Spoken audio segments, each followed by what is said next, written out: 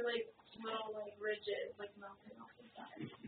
This is what we've encountered with oysters, that they stopped growing about 15 years ago. Most oyster farmers are kind of bummed out because they're not recovering their investment anymore because they don't have oysters to sell. You know how like tree rings, you know how tree rings work? Everything with a shell has the same type of rings. You can see it under a microscope. Fish grow these bones inside their ear, they're called otoliths. Crabs and lobsters build their shell. If you look at the microscope, you can see little rings of calcium carbonate build up. And they've kind of stopped adding rings. It's getting really difficult to build a shell. Anything with a shell is having trouble in a more acidic ocean. This has affected corals. For a long time, we thought coral bleaching was because of temperature. Apparently, it's because of pH. The pH thing is like a sneak attack problem. Everybody just woke up to this in the last 10 years or so. It's not even in your book yet. Yeah. Oh, yeah, I'm sorry. I didn't. Well, okay. Stole your thunder. Yeah. Is most of it like acid from carbon dioxide, or is most of it like the sulfur and like the nitric oxide and stuff from like coal? Well, SOx and NOx are also oxides, and so both of those obviously will create sulfuric and nitric acid. From carbon. So it's like it's not just a problem with specific fuel, like every fuel. Remember this. The oxide which has made the most change in the atmosphere by far is this one. So we have made impact on many oxides as a general term, but this is the one that's changed by far the most in our atmosphere.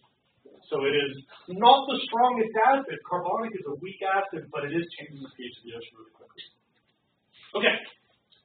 Thank you, Daniel, for doing the demo for us. Number 8. We already talked about a big one, but other currents are also changing. It's not just the thermohaline current, but circulation currents all over the oceans are changing. We in California are getting a slightly more powerful Humboldt current, which is kind of nice for us. Coincidentally, that has benefited fisheries in the west coast of the United States. But the reason this is important is because of trade relationships, the economic implications of trade routes. Imagine if it became cheaper to get our cheap plastic crap from Canada than it is to get it from China all of a sudden. That might destabilize China's growth and perhaps accelerate Canada's growth. It's interesting when you have to make new political allegiances in a hurry. So politically, the change in currents is a big question, and then how that impacts fisheries is the other big question. Number 9, I need you to underline and bold and highlight and circle the following word. Severity of hurricanes will go up. Not the frequency, not the total number, but more of them will be dangerous. Their severity is going up. And we've already seen this. You may remember when Hurricane Sandy hit the East Coast, there was this big climate debate about, was Sandy because of climate change? And all the nerds raise their hand and say, it doesn't matter if you can attribute this one. The real point is we've had more serious hurricanes each year than the year before. Because the severity on average is going up. We're not getting more hurricanes. Any single hurricane is the result of weather, so who knows? Remember weather being like a single game, not a career. So individual hurricanes, who knows? They're weather.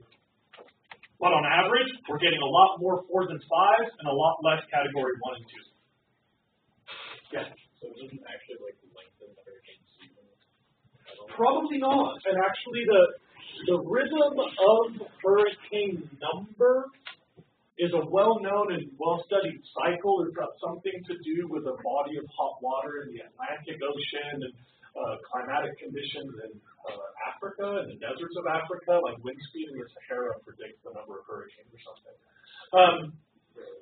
I know, I'm making that up. As far as I know, the number of hurricanes is not expected to respond to changing climate, but that's over my head. It's a complicated cycle. I've heard other scientists say no, but I don't understand why. Okay. Number 10. Rather than me giving you the whole list again, just try to imagine the economic implications of what you've written down between 1 and 9. Imagine the global economic issues with food crises, water crises, rising sea level, more dangerous storms, spreading diseases, rearranging international trade. What's that going to do for the global economy? Can I show you guys another little bit of bad news? I mean, I'm not actually asking. Look, I'm going to show you some more bad news. Here's some bad news. What happens to our global economy when 90% of the largest cities are on the coast? 90% of our economy is underwater. Well, something like that. I mean, remember, nobody's going to drown. It's not going to. But each of those cities is going to have a little economic trouble, right? They got to figure out how to do the wastewater facility and the freeway and the train and the people or whatever. Yeah, a little economic scrapping. You know, we're going to have to get kind of creative, economically speaking. I don't know if you guys have heard that like insurance companies are getting a lot pickier about offering hurricane coverage, for example, because so many were hurt by Katrina and Sandy. You know, what does that do for our economy? When you start insurance for your home, real estate prices, if you're on the coastline. Yeah. So like Hawaiian Islands. Yeah, like the Hawaiian Islands. Some of them have like stopped emerging more from the ocean, where others are like underwater and about to be coming up. But at the same time, sea level's rising. Yeah. So some of the islands are going to be sinking, while the other ones might be growing faster than. So like, and like the like magma in the ocean is like moving towards Alaska, right? Actually, the plate is moving over the magma. Right. Yeah. So Alaska's moving closer to the magma, not the other way. Yeah. So is like, are the islands going to like, in the scope of like the next like 1,000 years, are they going to move north? Before you finish your question, I have no idea. We do know for sure. And by the way, I saved this because I heard something interesting, so I did some research. And I just found out this morning. Give me a minute to get the name. His name is U.S. Pacific Commanding Admiral Samuel J. Locklear III. This is the head of the U.S. Navy fleet in the Pacific Ocean. He says the biggest risk to the U.S. Navy is climate change. Because what happens when all those Pacific islands have to renegotiate their geopolitical status as they either flood or deal with flooding or stop being a country? The destabilization in the Pacific is riskier, according to him, than terrorism and cyber attacks and Al-Qaeda. I kind of got to shift the focus from the really obvious stuff, like, oh my God, it's hotter, or oh my God, we're flooding, to more of the mundane nuts and bolts being affected. Like, if we're not flooding, and we're not going to cook. It's not like that. You know, you're not going to drown, and you're not going to overheat. And so the last one, number 11 of 11, is the concept of environmental refugeeism. Does anybody know any major refugee crises? I'd be curious which ones you think are big. Yeah. Yeah, so the Haitian refugee crisis, that was in the year 2010, you mean, with the earthquake followed by tsunami in Haiti? Yeah, 30,000 refugees, and you may know that they were very difficult to feed, and most of them are actually still in refugee status today. Kind of a surprising outcome of Haiti's problem. Anybody know another refugee crisis? Go ahead, try me. I got this on my big list. At any point in history, The last century would be good. Tsunami and Sudan. Tsunami in Thailand did not actually create a lot of refugees. You either got swept away or you made it. There wasn't a lot of stuff in between. Eastern Europe when USSR started. Okay, yeah. So during the late 1970s, you're talking about 1979-ish? Yeah, even up through like the 80s. Okay, so if we include all Soviet crises, so I'm going to combine a couple of these, we're up to 6 million refugees. The worst refugee crisis no one had mentioned yet, World War II, was 40 million. I should say that. I'm sorry to cut you off there. The second was what people call the Bangladeshi Liberation War that happened in 1971. So most of you probably have heard about it. That was a really big one, 10 million. You may have heard of the Rwandan genocide. Oh, yeah. The Rwandan Great Lakes refugee crisis was 2 million people in 1994. We expect 150 million people to lose their homes in response to climate change in the next century. 150 million refugees. Another way to do the math is the next century will have more refugees due to climate change than the previous century did from all wars combined. Almost double that number, actually. Climate change is force control. And so, yeah, Ryan just kind of said it for me. There is a pretty reasonable argument by which you could say climate change will be worse than war, so to speak. Environmental refugees, kind of like one of those terms you see in quotation marks in an article or something.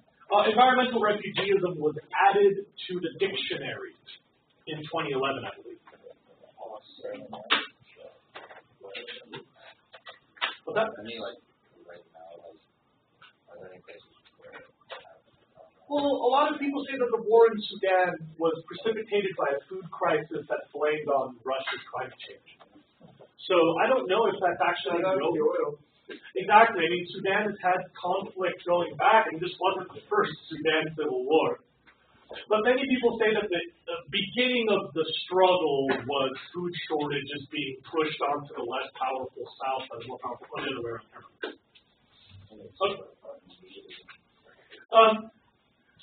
So I'm basically done with number 24, and I want to take a little moment to decompress, because I think most of us get a lot of anxiety looking at that list. I mean, I don't know about you, I do. There are some good news, I guess. One bit of good news is you live here. You know, the biggest castle can usually afford the biggest army. Will you bother writing down the good things? Well, I don't know. That's up to you. I wouldn't consider it testable. I'm just trying to give you a little morale boost after all that depressing news. I mean, I don't know about you. I kind of feel like I do this. It's very unlikely that the United States will be the global loser from all of this. We've kind of identified the global loser. It's probably Bangladesh. I mean, the majority of those coastal refugees are Bangladesh. But before we all laugh and point at Bangladesh, hold on. I got to finish this. I'm sorry. Before we all laugh and point at Bangladesh, I got to remind you that some of us have family in other countries that are more likely to lose. Some of us have a stake in international relations with countries that will be more deeply affected than the U.S. So the good news is, it's probably not going to wreck your personal life directly, but it might make some stuff in your life a little more complicated, like if you like Bangladeshi sneakers or something. What is Europe going to do? Probably not well. A lot of coastal cities. That like mean elevation in the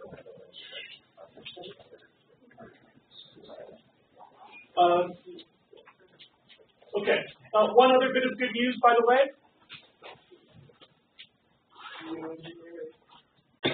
Is the distinction between the big L and the little L life. Like big L life definitely goes on. We've had a lot of big extinctions, not a big deal. Life will go on for sure. This is not the first, nor will it be the last mass extinction. Big L life, no big deal. The critters on the bottom of the steer gonna take over. That's right, or the cockroaches or something. Yeah. Okay. Can I move on to number 25 so we can wrap this assignment?